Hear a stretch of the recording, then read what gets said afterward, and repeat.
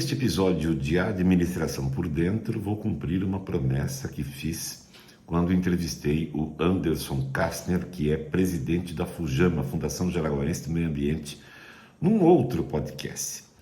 Assumi o compromisso de que traria o Christian Rabot Lembke, que é biólogo e de quem eu sou fã de carteirinha. Ele tem um mundaréu de fãs por aí. O trabalho do Christian é sensacional. E nós trataremos neste podcast, além de assuntos muito úteis, mas muito úteis, um outro foco são os resgates executados pelo Christian aqui em Jaraguá do Sul. O bicho está solto e o nosso podcast já está no ar.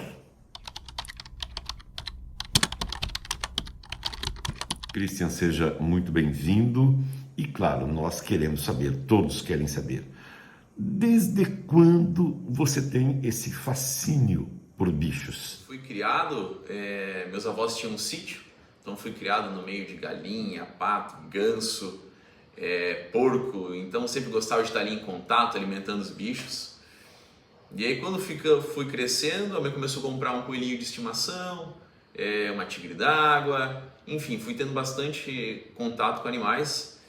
E eu falei, tem que fazer faculdade, né? Tem que fazer algo para trabalhar aí futuramente. E aí na época eu até estava pensando na parte da biologia, em ciências biológicas, ou na parte de educação física, que eu gostava de ir para academia, aquela coisa, duas coisas bem totalmente diferentes. Aí eu optei pela biologia, estudei 5 anos, mas fui aprender a trabalhar, digamos assim, como biólogo, a ter contato com bicho na prática mesmo. Na faculdade a gente via muito bicho, mas era no formal, em slide, na prática que eu tive muito contato com animais. É verdade que você tem cobras de estimação em casa e que vez por outra está assustando a sua mãe? Tenho. O pessoal fica até espantado. Antigamente eu tinha elas até na sala de TV. Então dentro de um aquário, um terrário de madeira ali fechadinho. Mas tenho 2 jiboias legalizadas, que eu adquiri, uma faz 5 anos e a outra faz 4 anos. E por último foi a iguana, né, que é o Ares, aí, que eu tenho como pet não convencional, digamos assim. Todos têm nome? Todos têm nome. Tem a jiboia, a arco-íris da Amazônia, a Mirana, é uma menina. Tem o Flock, que é uma jiboia BCC. E o Ares, que é uma iguana, que é o mais novo membro da casa. Aí. Tadinha. Ela ainda, por mais que ela convive um bom tempo com esses bichos, principalmente as jiboias ali, ela não gosta de ter muito contato, ela tem um certo receio ainda em relação a isso. Até como eu tinha comentado antes contigo, antigamente parecia cobra lá em casa, o pai e a mãe pegavam a enxada, pegavam o rodo, acabavam matando. Então são animais que eu tinha muito medo.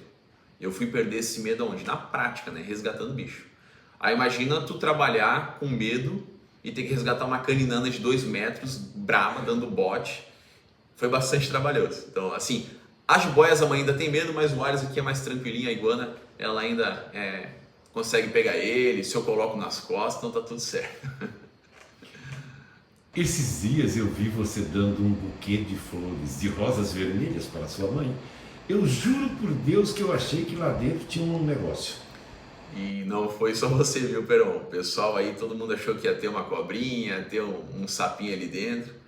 Mas não, é aquela coisa, morde e assopra, né? Eu dou um sustinho aqui, dou um agrado ali, então tem esse convívio aí com a dona Maite.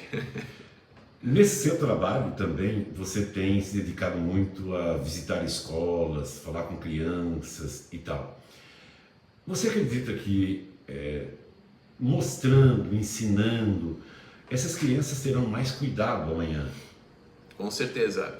Hoje, além do resgate de fauna, eu trabalho com educação ambiental. Educação ambiental eu trabalho já há 10 anos e resgate de fauna há 8 anos. Então, a parte de educação ambiental, eu me coloco no lugar das crianças, principalmente. Eu penso o que eu, naquela idade, geralmente 10, 12, 14 anos, gostaria de ver. Eu penso, gostaria de ver bicho. Tanto bicho taxidermizado, empalhado, como caixa de insetos, ou como um animal vivo, uma jiboia. Tem alguns casos que eu vou em sala trabalhar sobre os animais, e às vezes tem crianças que têm pavor de cobra. Tu entra ali com a jiboia para mostrar e tudo mais, as crianças vão pro canto da sala. Tem criança que até chora. E aí tu guarda a jiboia, conversa com ela, tu vê que o medo dela é cultural, igual eu, né? A mãe ia passando medo pro filho e assim por diante. E às vezes no final da palestra ali a criança já está encostando no animal, já está chegando perto. A ideia de uma educação ambiental com esses animais não é que a pessoa crie coragem para pegar esses animais na rua, não. É para que ela perca esse trauma, né? Que ela consiga chegar perto desses bichos e entender que por mais que tem muitos mitos em relação principalmente às cobras, elas têm um benefício gigantesco para o equilíbrio do ecossistema. Você ensina para as crianças, por exemplo, olha, esse bicho aqui é perigoso, você não pode chegar perto, uma cobra não é todo mundo que pode manipular nesse animal. Essa fala também é sempre feita no final das palestras. Eu sempre dou, quando eu vou trabalhar geralmente acidentes com animais peçonhentos, eu sempre dou o exemplo do cachorro deitado numa calçada. O cachorro, a maioria das pessoas gosta, é inofensivo, tranquilo, só que se tu pisar no rabo do cachorro, o que acontece? O cachorro pode morder. A diferença de ser um pincher vai morder uma mordida pequena, for um pastor alemão, a mordida vai ser grande, e se for uma serpente, ela tiver peçonha, ela vai acabar te envenenando, né? Então, eu sempre falo que acidentes acontecem, mas geralmente a gente não vê o bicho, a gente acaba pisando em cima ou pisando do lado dela. Você chamou atenção nas redes sociais para mais de 1.800.000 pessoas, né, seguidores que você tem, e que acompanham os seus perrengues.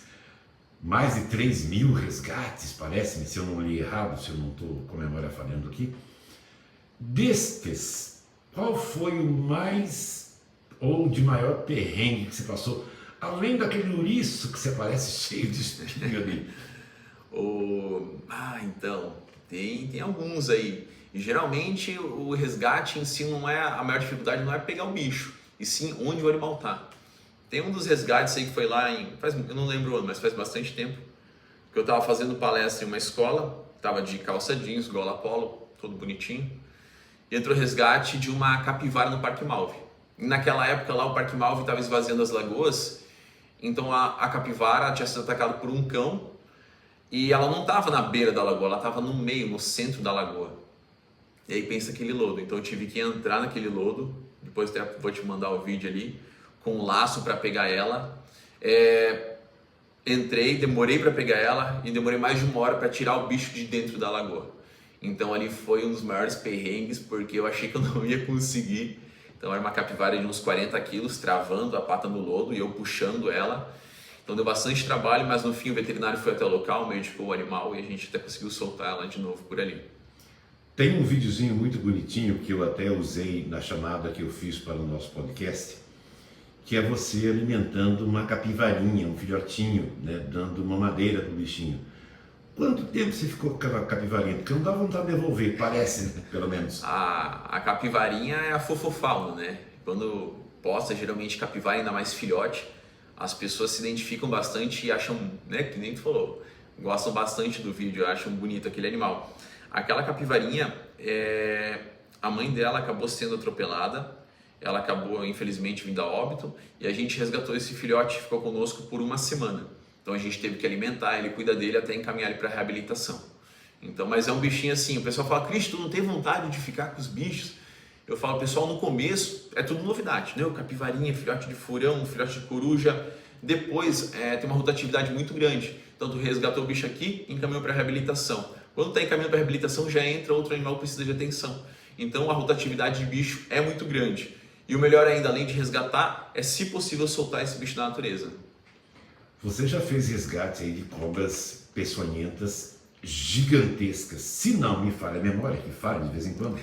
Eu vi um resgate seu, acho que foi no bairro Santa Luzia, se não me falha a memória. Eu não sei se era jararaca, mas era um negócio assim, parecia criado a Todd. Tem umas bitelas aí que a gente pega, geralmente em áreas mais afastadas do centro, onde tem área de mata.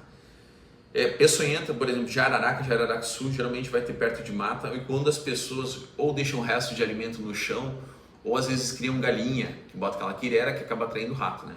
Então geralmente esses bichos estão ali por conta do rato, por conta da disponibilidade de alimento, que a jararaca e jararaca sul se alimentam do rato.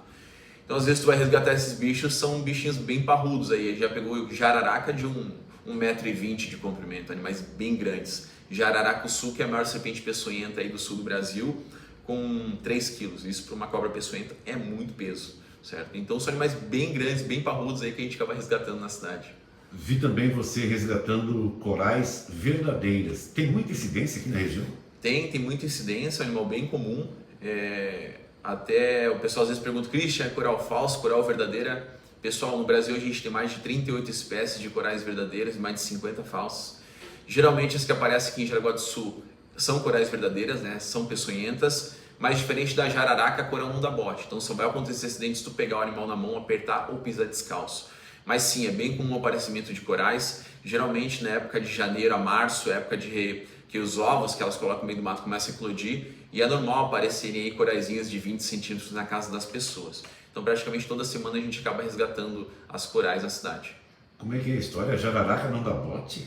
Jararaca dá bote, coral não dá bote. Ah, coral não dá bote. A jararaca ela fica enrodilhada e por isso que acontece o acidente. Né? Pisou em cima dela, pisou do lado dela, ela dá o bote. O que é o bote? Ir para frente, inocular, injetar a peçonha e voltar.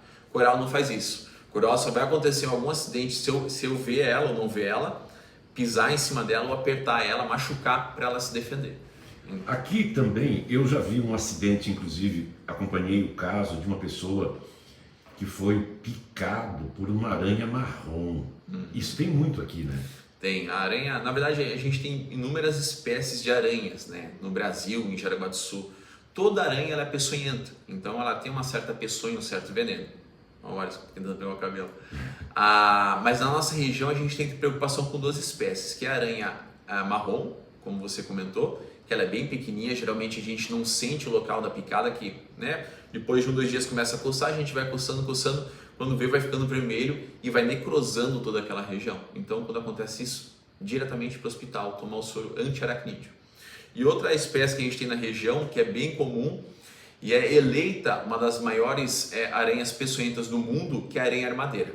Essa é bem característica, chegou perto dela, viu ela vai levantar as patinhas da frente para tentar amedrontar, e ela pode pular meio metro, a picada dela dói pra caramba, então são animaizinhos que a gente tem um certo cuidado. Nessa época do ano, agora começa a esfriar um pouco, mas independente da época, na verdade, cuidar com calçado fora de casa, quando vai estender roupa, cuidar na hora de guardar para dentro de casa, para ver se não tem alguma aranha dentro.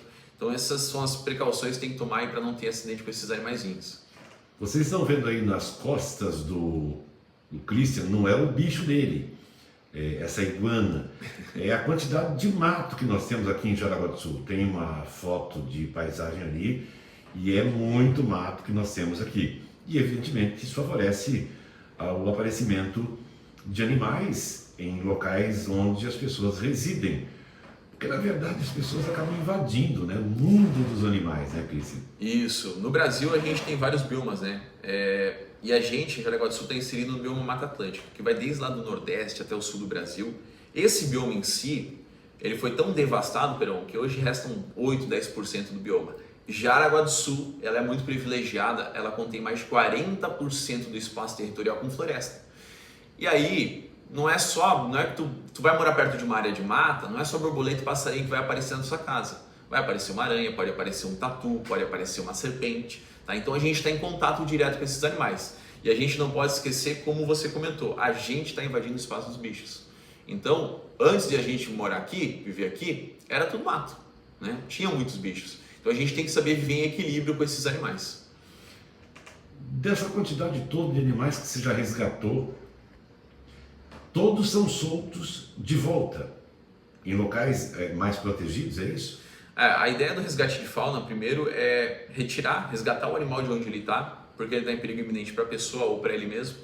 Então é resgatar o bicho. Depois que a gente resgatou, a gente avalia o animal. O animal está perdido, é solto em uma área de mata, a gente tem mais 10 pontos de soltura na cidade. O animal está machucado, é encaminhado para o veterinário.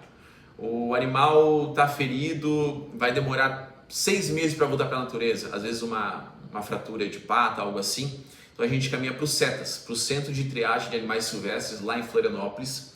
Eles recebem esse animal, cuidam dele e aí eles vão, depois de cuidar, eles vão avaliar. Esse animal está apto para soltura, esse animal que não tem como sobreviver, às vezes está muito, por exemplo, um papagaio, muito tempo em gaiola, não tem como soltar, vai morrer porque não vai conseguir se alimentar. É encaminhado para algum zoológico, para algum mantenedouro.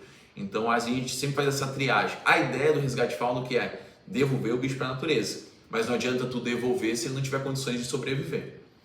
De repente ele ficou tanto tempo preso que desaprendeu o essencial para a sobrevivência, né? Isso, até mesmo um filhote, às vezes, geralmente de mamífero, que os bichos ficam muito manso, isso também não é bom, né? A gente às vezes tem que alimentar o animal, que nem a capivarinha ali, às vezes na mamadeira, ela pode assimilar o ser humano como fonte de alimento. Então, se eu soltar esse bicho em um rio, ele vê um ser humano, ela, opa, tô com fome, vai querer pegar uma madeira ali, né, com algum ser humano, algo assim, e às vezes pode não acontecer isso, na maioria das vezes, né? Olha, a pessoa pode querer matar o animal, querer pegar, então às vezes a ideia não que seja excelente, mas às vezes um zoológico, o animal vai ter condições de sobreviver, seja mais adequado. Eu já vi você resgatando de gambá, cobra, cachorro vinagre, se não me falha a memória. Cachorro do mato. Cachorro do mato. Isso. Enfim, é uma gama muito forte de animais que nós temos aqui na região. Isso você resgata porque as pessoas acionam. Uhum. Então, assim, o resgate de fauna ele começou lá em 2017. Né? Geralmente quem fazia eram os bombeiros. Então a gente começou no primeiro ano, a gente teve 117 resgates. Conforme as pessoas foram conhecendo as redes sociais, conhecendo o nosso trabalho, as pessoas foram ligando cada vez mais. Então aí tem ano que a gente já passou de 800 resgates. Hoje já somam 3.500 resgates aí no total. Em redes sociais ali, somando as minhas redes sociais, já passam em 3 milhões e meio de pessoas. Então tem Instagram, tem TikTok, tem YouTube que eu criei faz 6 meses, já passou de 600 mil pessoas. Então o pessoal gosta bastante de acompanhar o dia a dia de resgate de fauna. Os resgates eles chegam por conta das pessoas. Encontrou um bicho, liga para nós.